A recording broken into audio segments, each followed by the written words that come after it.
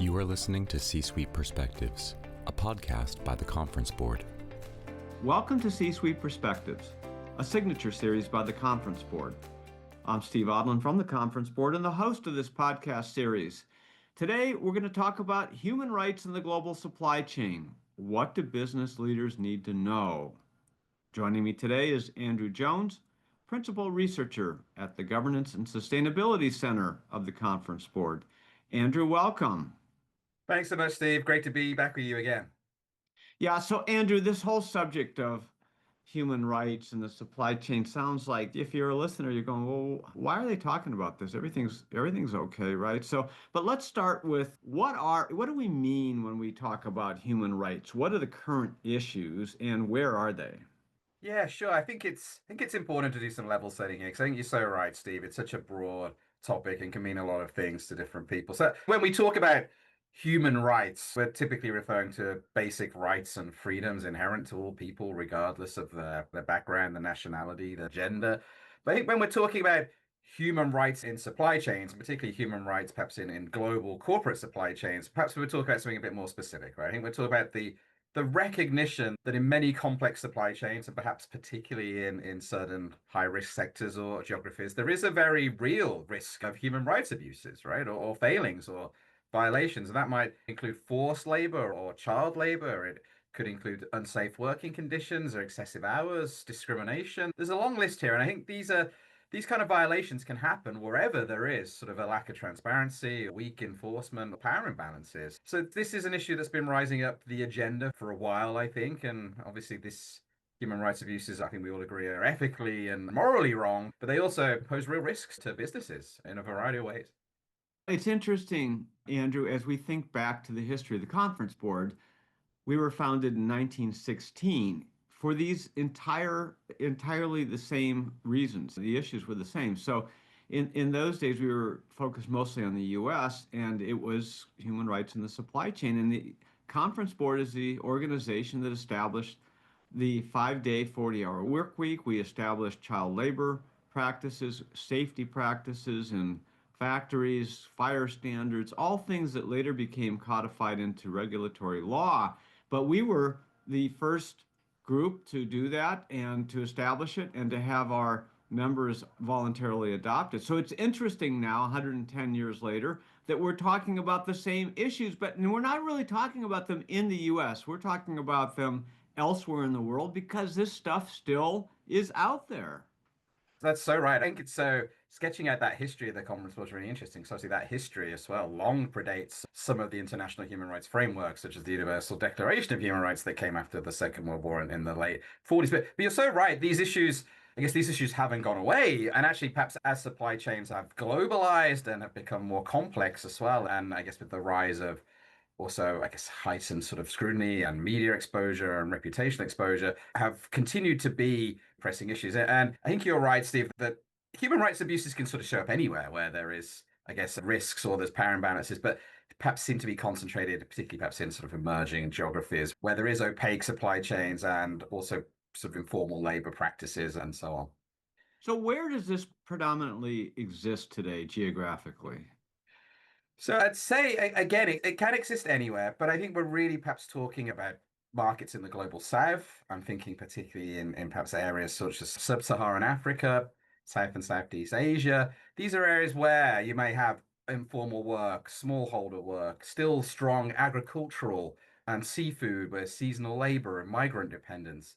It shows up a lot in East Asia. But I think because supply chains are so complex, and often it's very hard to trace down, particularly once you start looking beyond tier 1 and even tier 2 suppliers, that human rights violations can be there lurking in a way that we don't fully know, even if it's not the actual sort of where the product was assembled. It could be even further stages down the supply chain. So show up everywhere, but particularly I think in certain geographies.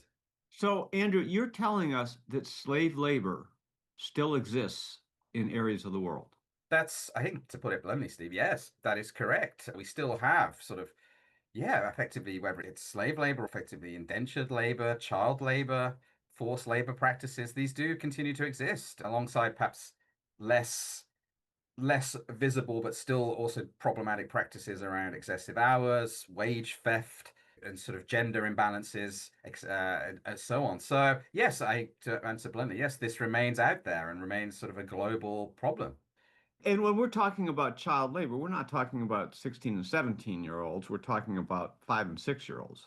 That's potentially correct, yes, depending on the industry and the geography, and it's certain sectors as well that perhaps have. Well, I think it can be any industry can be exposed. Certain sectors are perhaps particularly exposed, and thinking potentially sort of agriculture and seafood because of the dependency on farms and plantations and fishing fleets. But other industries are exposed too. I think for sort of some of the high profile violations has been around minerals and mining, whether that's upstream mining and processing, also has quite acute risks. So these are real problems and these are real challenges, and businesses are at risk of not even fully realizing they are there deep down the supply chain in the sort of the more informal tier 3 or tier 4 sort of categories.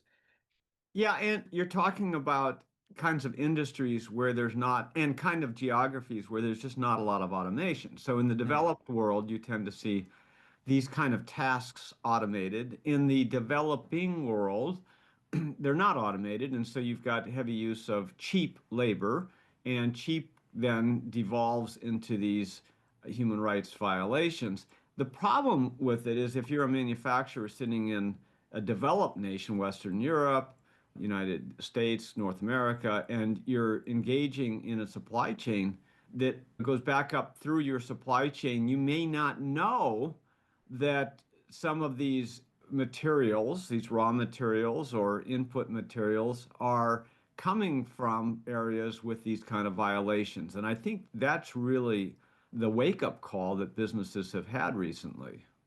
Totally agreed. And I think, yeah, when you look at it from sort of global perspective, I think no sort of major or complex global supply chain is completely insulated from these risks, right? I think all have some exposure. Obviously, some sectors might be considered higher or lower risk, but I think the commonalities here is I think any sort of jurisdictions or geographies or markets that have, as you outlined, Steve, sort of low cost labor or migrant labor or informal labor, weak enforcement is a challenge, and it potentially gets sort of it percolates into sort of these deep, opaque, multi-tier supply chains where we don't know, and then we don't have that sort of oversight, and the oversight isn't clear. So it's a real challenge. I think you're so right. There has been a wake-up call in recent years and decades, and there's been a sort of a gradual move towards heightened scrutiny and the development of frameworks, and now more recently even seeing sort of legal obligations emerge as well. It's been a high profile issue that has continued to, I think, emerge and develop and evolve.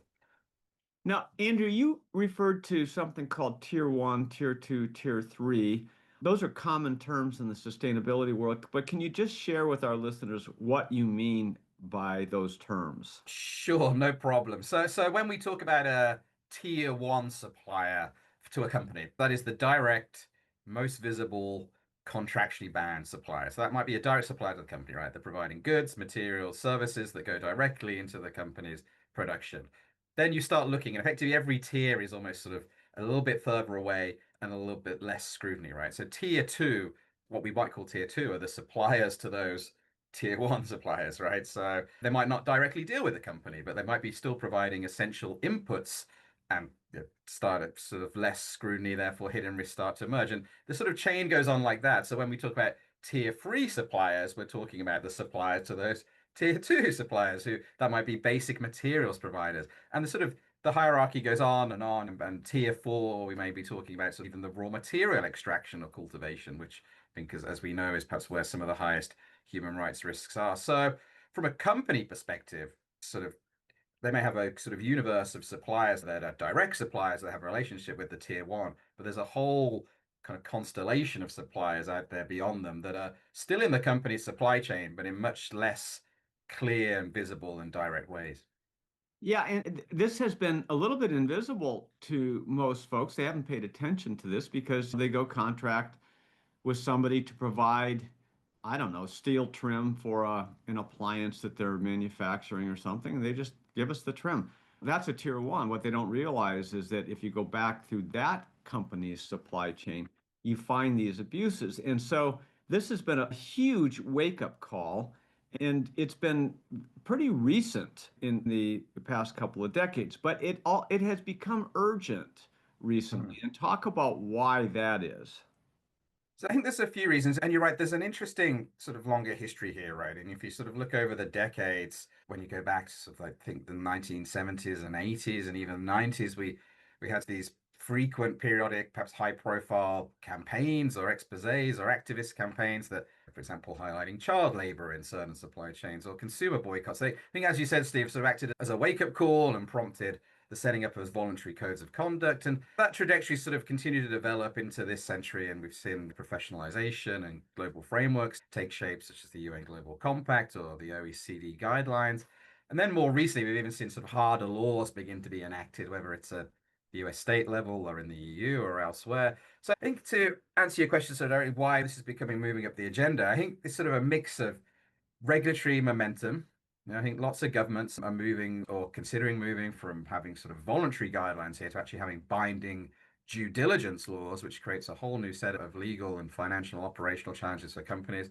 But I think more broadly, there's also perhaps heightened reputational and consumer risk here, right? As public awareness has increased and information flows have developed, that means some of these abuses can very quickly capture attention and damage brand value and trust. I also think there's been a lot of focus on supply chains in general, right? From the perspective of supply chain resilience and nearshoring and reshoring, and just this year, sort of tariffs and trade policies that have also drawn attention to supply chains in new and interesting ways, and at the same time, perhaps shone a light on some of these human rights issues. So it's been a lot of factors here. I think perhaps right now regulation is actually one of the primary catalysts, but that in turn sort of shapes some of the other factors as well.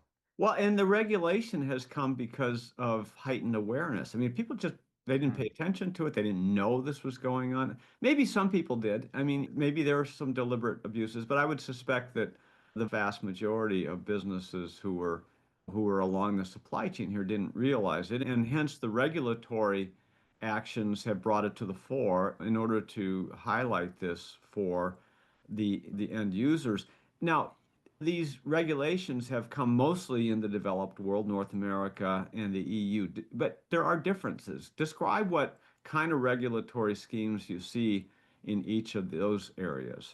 Yes, sure. It's really interesting, and we do document some of these actually in a recent report we put out in the Governance and Sustainability Center, where we particularly focus on what's happening in the US and what's happening in the EU, which I think is there's more going on elsewhere, but these are two of the really most interesting and dynamic sort of jurisdictions right now. Especially we start quickly with the US. The US is really interesting because the US is very much pursuing a targeted enforcement model, and I think the US has been historically sort of skeptical of broad mandates and regulation on business, and instead, I think regulation in the US on sort of human rights in the supply chains, particularly on forced labor, is actually coming right now, at least at the federal level, more from sort of foreign policy or national security concerns. And the really big recent development was the Uyghur Forced Labor Prevention Act, the UFLPA, which was enacted in 2021 and made effective in 2022. And this is a bipartisan US law and a genuinely bipartisan law that responds to concerns over alleged forced labor of Uyghurs and other minorities in the Xinjiang region of China, which is a significant source of raw materials for global supply chains, including sort of cotton and polysilicon and other minerals used in semiconductors. So this law has been really fascinating, and it has real teeth. It's been enforced by US Customs and Border Protection and has been detaining and denying the import of significant amounts of shipments from China and the surrounding region in the last few years. We're talking about human rights in the global supply chain. We're going to take a short break and be right back. What does the future of work mean for your employees? How will your company navigate the future of AI? Will there be a global recession? At the Conference Board, our experts translate the latest research and economic analysis into insights and real-time problem solving for your organization. Membership at the Conference Board provides your team with an assortment of knowledge from economics, marketing and communications, governance and sustainability, public policy, and human capital. As a member, you'll have access to our center experts, member-exclusive events, data and benchmarking tools, and peer sharing that will help you understand the present and shape the future. Consider becoming a Conference Board member today by visiting www.conference-board.org. Welcome back to C-Suite Perspectives. I'm your host, Steve Odland from the Conference Board. I'm joined today by Dr. Andrew Jones, Principal Researcher at the U.S. Governance and Sustainability Center of the Conference Board. Andrew, before the break, we were talking about this new act, the Uyghur Forced Labor Prevention Act.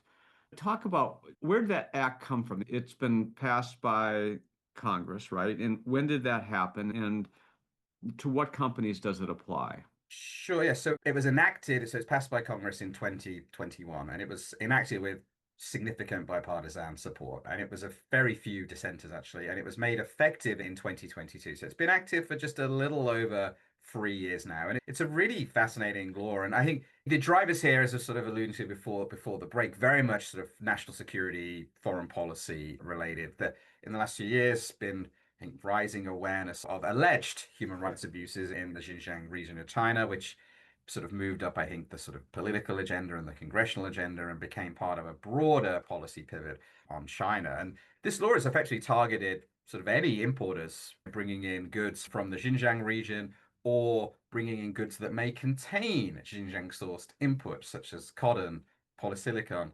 tomatoes. And it's been fascinating. Just in the last 3 years, actually, has detained over, I should say, when I say detained by US Customs and Border Protection, who enforce the act, have detained over 16,000 shipments with a value of nearly $4 billion. And over 60% of those shipments were denied. The importer was unable to provide the necessary level of evidence to show that those goods were not linked to forced labor. And it actually applies to all sorts of industries, but it's been particularly focused on a few high profile industries, and that includes sort of the automotive industry, aerospace, and any sort of electronics feeding into renewable energy, along with sort of a lot of footwear, textiles, electronics. And I think it just sort of shows yeah, this kind of law is very much this seems unlikely to have existed as recently as sort of 10, 15 years ago. This perhaps marks a much more muscular and robust approach to the issues of forced labor in supply chains and really puts the burden of proof on companies to show that their goods are not linked to forced labor.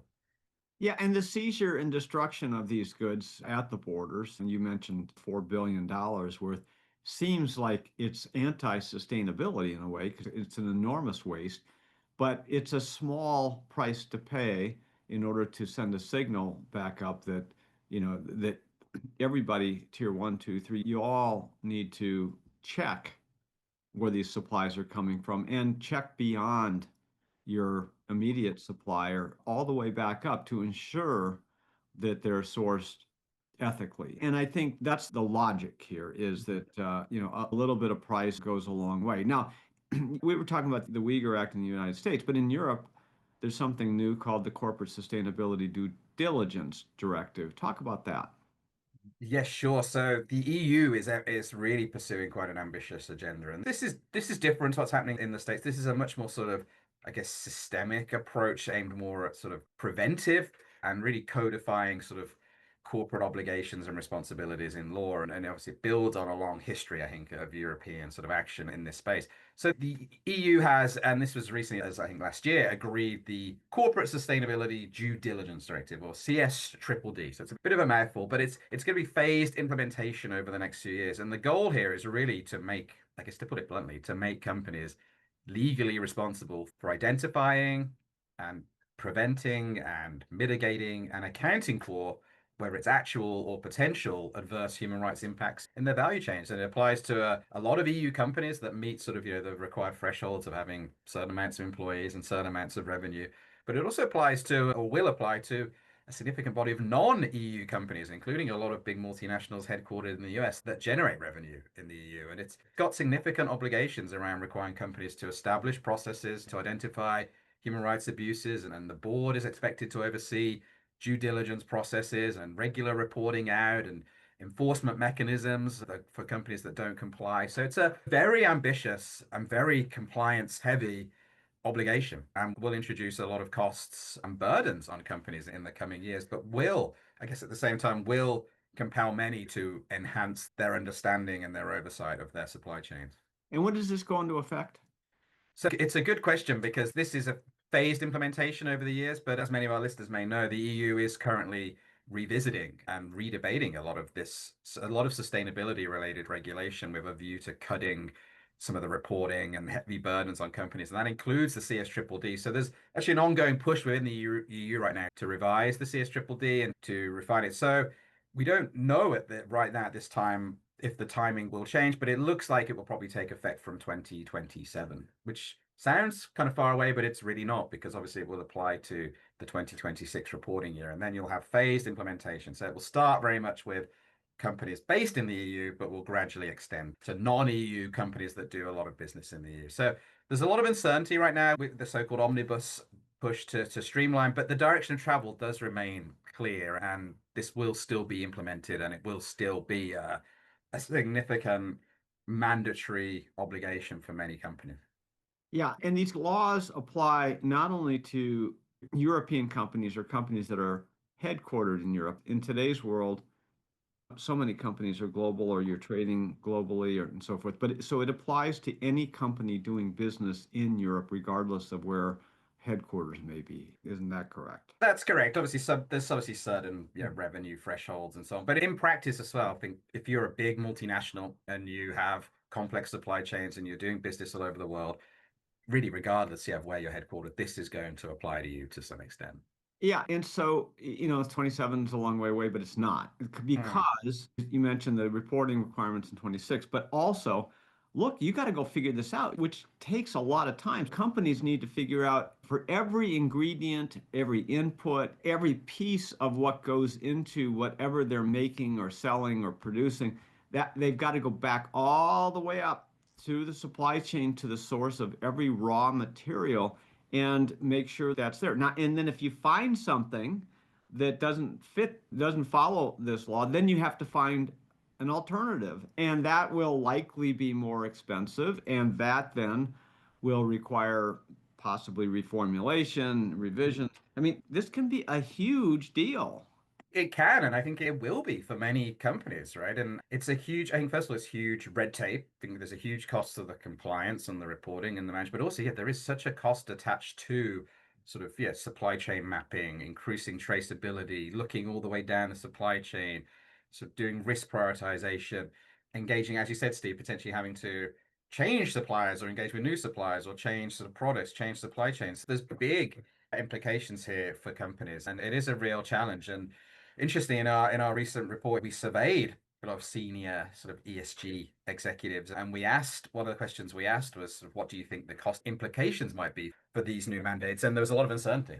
At this point, people don't even really know how significant or how extensive or how much of a challenge this may be. So there's a lot going on right now, and a lot that companies and particularly boards and C-suites need to really be preparing for and investing in.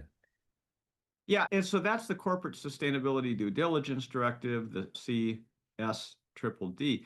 There are also EU regulations on deforestation and other specifics that are part of a broader framework. Talk about those.